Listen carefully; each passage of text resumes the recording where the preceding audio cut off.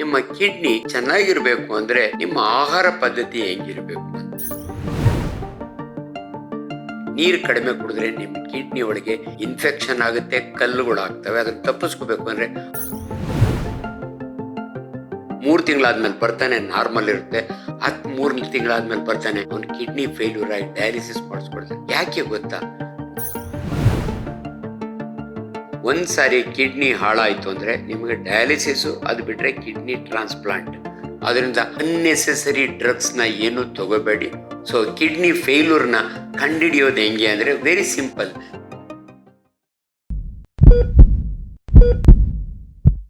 ನಮಸ್ಕಾರ, ಡಾಕ್ಟರ್ ಆಂಜನಪ್ಪ. ನಾನು general surgery professor ಇದ್ದೀನಿ. ಕಿಡ್ನಿ ಬಗ್ಗೆ ಪಾಠ ಮಾಡ್ತೀನಿ. ನಾನು ಯೂರಾಲಜಿಸ್ಟ್ ಇಲ್ಲ.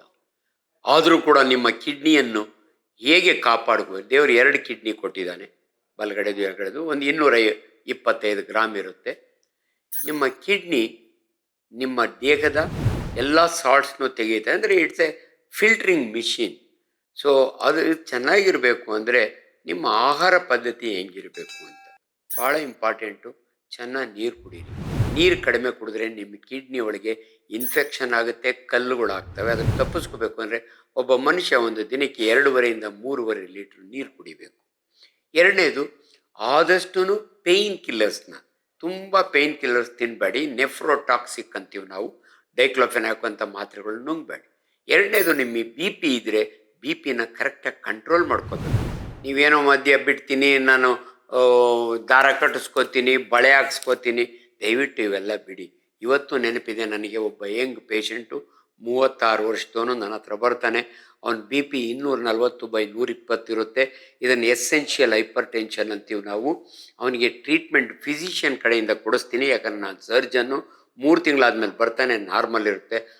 3 ತಿಂಗಳಾದ್ಮೇಲೆ ಬರ್ತಾನೆ ಅವನ ಕಿಡ್ನಿ ಫೇಲ್ಯೂರ್ ಆಗಿ ಡಯಾಲಿಸಿಸ್ ಮಾಡಿಸ್ಕೊಡ್ತಾನೆ. ಯಾಕೆ ಗೊತ್ತಾ? ನಮ್ಮ ವೈದ್ಯರ ಮಾತನ್ನು ಮೀರಿ ಯಾರೋ ಒಂದು ನಾಟಿಯವರು ಹೇಳಿದ್ರು ಅಂತ ಬಾಂಬೆಗೆ ಹೋಗಿ ಒಂದು ಬಳೆ ಹಾಕ್ಸ್ಕೊಂಬಂದಿದ್ದ. ಬಳೆ ಹಾಕ್ಕೊಂಡ್ರೆ BP ಮಾತ್ರೆ ತೊಗೊಳಂಗಿಲ್ಲ ಅಂತ. ಅನ್ಫಾರ್ಚುನೇಟ್ಲಿ ಅವೆಲ್ಲ ನಡೆಯೋದಿಲ್ಲ. ದಯವಿಟ್ಟು ಮೋಸ ಹೋಗಬೇಡಿ. ಅವನು ಅದಾದಮೇಲೆ BP ಜಾಸ್ತಿಯಾಗಿ ಕಿಡ್ನಿ ಫೇಲ್ಯೂರ್ಗೆ ಹೋಗಿ ಇವಾಗ ಡಯಾಲಿಸಿಸ್ ಮಾಡಿಸ್ಕೊತಾ ಇದ್ದಾನೆ. ಸೊ ಅದರಿಂದ ದಯವಿಟ್ಟು BP ಇರೋರು ಸೈಂಟಿಫಿಕ್ಕಾಗಿ ಟ್ರೀಟ್ಮೆಂಟ್ ತೊಗೋಬೇಕು. ನಾನು ಬೇರೆ ಸಿಸ್ಟಮ್ಮು ನಾಟಿ ಮಾಡ್ತೀನಿ, ಅದು ಮಾಡ್ತೀನಿ, ಅವೆಲ್ಲ ಮಾಡೋದು. ಎರಡನೇದು, ಸಕ್ಕರೆ ಕಾಯಿಲೆ, ಡಯಾಬಿಟಿಸ್. ಇವತ್ತು ನೋಡಿ ಎಷ್ಟು ಕಾಮನ್ ಅಂದರೆ, ಡಯಾಬಿಟಿಸ್ ಈಸ್ ನಮ್ಮ ಬೆಂಗಳೂರಿನ, ಇಂಡಿಯಾನೇ diabetes capital of the world ಅಂತೀವಿ ನಾವು. ನಮ್ಮಲ್ಲಿರೋಷ್ಟು ಡಯಾಬಿಟಿಸ್ ಬೇರೆ ಎಲ್ಲೂ ಇಲ್ಲ. ನಿಮ್ಮ ಡಯಾಬಿಟಿಸ್ ಬರೋದು ದೊಡ್ಡದಲ್ಲ, ಬಂದಿದ್ದನ್ನು ಸರಿಯಾಗಿ ಕಂಟ್ರೋಲ್ ಮಾಡ್ಕೊಳ್ಳೋದು ಭಾಳ ಇಂಪಾರ್ಟೆಂಟು. ಸೊ ಡಯಾಬಿಟಿಸ್ ಇರೋರಿಗೆ ಕಿಡ್ನಿ ಫೇಲ್ಯೂರ್ ಅಂದರೆ ಹೆಂಗೆ ಗೊತ್ತಾಗುತ್ತೆ ಡಾಕ್ಟ್ರೇ ನಿಮಗೆ ಅಂದರೆ, ನಾವು ಸಿಂಪಲ್, ನಿಮಗೆ ಅಟ್ಲೀಸ್ಟ್ ವರ್ಷಕ್ಕೊಂದ್ಸಾರಿ ಅಥವಾ 6 ತಿಂಗಳಿಗೊಂದ್ಸಾರಿ ನಿಮ್ಮ ಬ್ಲಡ್ ಟೆಸ್ಟ್ ಮಾಡ್ತೀವಿ, ಯೂರಿಯಾ ಆ್ಯಂಡ್ ಕ್ರಿಯಾಟಿನಿನ್. ಈ ಕ್ರಿಯಾಟಿನಿನ್ ಅನ್ನೋದು ಭಾಳ ಸೆನ್ಸಿಟಿವ್ ಪ್ಯಾರಾಮೀಟ್ರು. ಲೆಸ್ ದೆನ್ 1 ಇರಬೇಕು. ಅದೇನೋ 1.5 ಹೋಯ್ತು, 2 ಹೋಯ್ತು, 3 ಹೋಯ್ತು, 6 ಹೋದರೆ ನಿಮಗೆ ಡಯಾಲಿಸಿಸ್ ಬೇಕಾಗತ್ತೆ. ಸೊ ಕಿಡ್ನಿ ಫೇಲ್ಯೂರ್ನ ನಿಮ್ಮ ಬ್ಲಡ್ನಲ್ಲಿ ನಾವು ಕಂಡುಹಿಡ್ಕೋತೀವಿ. ಒಂದು ಅಲ್ಟ್ರಾಸೌಂಡ್ ಸ್ಕ್ಯಾನ್ ಮಾಡಿದರೆ ನಿಮ್ಮ ಕಿಡ್ನಿ ಡ್ಯಾಮೇಜ್ ಆಗಿದೆಯಾ ಇಲ್ಲ ಅಂತ ನಮಗೆ ಗೊತ್ತಾಗುತ್ತೆ.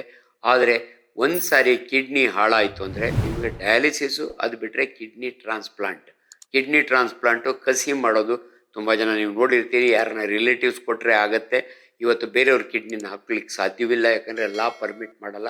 ಇಲ್ಲಾಂದರೆ ನೀವು ಯಾವುದಾದ್ರೂ ಆಕ್ಸಿಡೆಂಟ್ ಆದ ಪೇಷಂಟ್ ಕಿಡ್ನಿಗೆ ಕಾಯಬೇಕಾಗತ್ತೆ. ಅದರಿಂದ prevention is better then cure. And heavy metals ಇರ್ತವೆ ಕೆಲವು ಡ್ರಗ್ಸಲ್ಲಿ. ಅನ್ಫಾರ್ಚುನೇಟ್ಲಿ ಭಾಳ ಜನ ಹೇಳ್ತಾರೆ ಆಯುರ್ವೇದ ಡ್ರಗ್ಸ್ ಸೇಫು, ಹೋಮಿಯೋಪತಿ, ಗೊತ್ತಿಲ್ಲ ಯಾವ ಡ್ರಗ್ಸ್. ಅದರೊಳಗೆ ನೀವು ನಾಟಿ ಔಷಧಿಗಳು ತೊಗೊಂಡಾಗೆ ಅದರಲ್ಲಿ ಹೆವಿ ಮೆಟಲ್ಸ್ ಇರ್ತವೆ. ಅದರಿಂದ ನಿಮ್ಮ ಕಿಡ್ನಿ ಡ್ಯಾಮೇಜ್ ಆಗುತ್ತೆ. ಅದರಿಂದ ಅನ್ನೆಸೆಸರಿ ಡ್ರಗ್ಸ್ನ ಏನೂ ತೊಗೋಬೇಡಿ. ವೈದ್ಯರ ಸಲಹೆ ಇಲ್ದಿರಿ ಯಾವ ಡ್ರಗ್ಸು ತೊಗೋಬೇಡಿ. ಸೊ ಕಿಡ್ನಿ ಫೇಲ್ಯೂರ್ನ ಕಂಡಿಡಿಯೋದು ಹೆಂಗೆ ಅಂದರೆ ವೆರಿ ಸಿಂಪಲ್. ಪೇಷಂಟ್ ಯಾರಾದರೂ ನಮ್ಮ ಹಾಸ್ಪಿಟ್ಲಿಗೆ ಟ್ರ್ಯಾಲಿ ಒಳಗೆ ಅಥವಾ ಸ್ಟ್ರೆಚರ್ನಲ್ಲಿ ಕರ್ಕೊಂಬಂದ ಅಂದರೆ ಅವನು definitely is in kidney failure. ಅಂದರೆ ನಡ್ಕೊಂಡು ಬರಲ್ಲ ಅಂತ ಅರ್ಥ. ಇನ್ನೇನು ತಟ್ಟಾಡ್ತಿರ್ತಾನೆ ಅಂಥವನಿಗೆ ನಾವು ಇನ್ನೊಂದು ವಾರ ಬಿಟ್ಟರೆ ಅವನು ಸ್ಟ್ರೆಚರ್ ಮೇಲೆ ಹೋಗ್ತಾನೆ. ಇದನ್ನು ಕಿಡ್ನಿ ಫೇಲ್ಯೂರ್ ಅಂತೀವಿ. ನಮಗೆ ಭಾಳ ಈಸಿ. ಒಂದು ಬ್ಲಡ್ ಟೆಸ್ಟ್ ಮಾಡಿದ್ರೆ ಸಾಕು, ನಿಮ್ಮ ಕ್ರಿಯಾಟಿನಿನ್ ಜಾಸ್ತಿ ಆಯಿತು ಅಂದರೆ ಈಸ್ ಇನ್ ರೀನಲ್ ಫೇಲ್ಯೂರ್ ಅಂತೀವಿ ನಮ್ಮ ಭಾಷೆಯಲ್ಲಿ.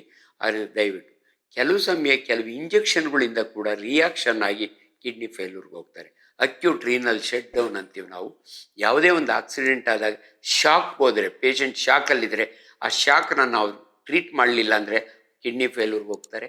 ಇನ್ನೊಂದು ಸೆಪ್ಟಿಸೇಮಿಯಾ ಅಂತೀವಿ, ಯಾವುದಾದ್ರೂ ಒಂದು ಇನ್ಫೆಕ್ಷನ್ ನಂಜು ಬಾಡಿಯಲ್ಲಿ ನಂಜು ಜಾಸ್ತಿ ಆದರೆ ಕಿಡ್ನಿ ಫೇಲ್ಯೂರ್ಗೆ ಹೋಗ್ತಾರೆ.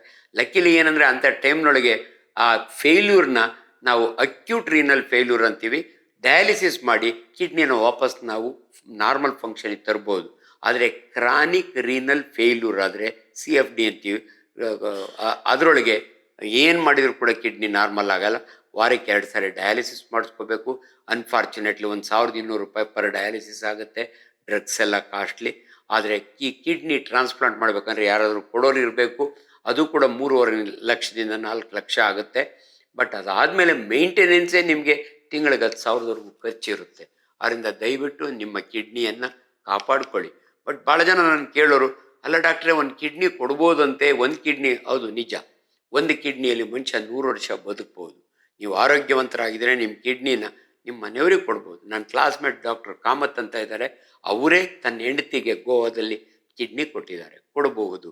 ಆದರೆ ಕಿಡ್ನಿ ಫೇಲ್ಯೂರ್ ಅಂದರೆ 2 ಕಿಡ್ನಿ ಹೋದಾಗೆ ನಾವು ಕಿಡ್ನಿ ಫೇಲ್ಯೂರ್ ಅನ್ನೋದು.